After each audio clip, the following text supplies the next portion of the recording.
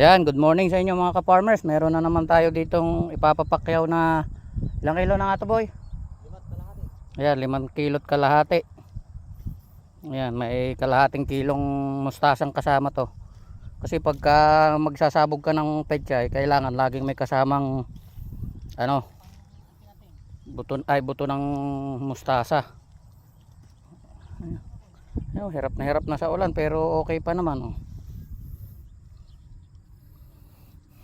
Ayan. Ganda niyan sa baba na yun.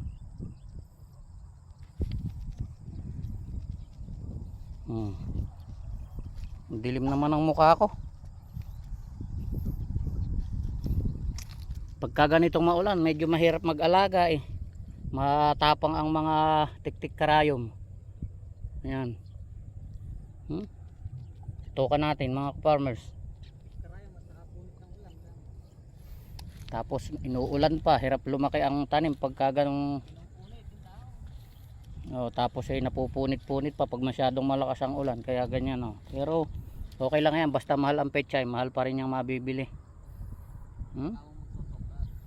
Huwag lang siyang magkakaroon ng corona o kaya nagsusoprat, yung nalulusaw ba.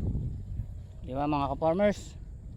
Sana ay palagi tayong gabayan ng ating Panginoon para naman kahit na tayo ay magsasaka ay makadali rin naman tayo ng maganda-ganda. Ayan, hindi ako may-ari nito eh. Babalutuhan na lang kita. Diba?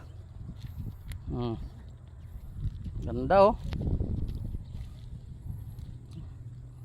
Kaya kahit na wala tayong permanenteng trabaho, edi tanim-tanim na lang tayo mga ka-farmers. Ang ganda niyan.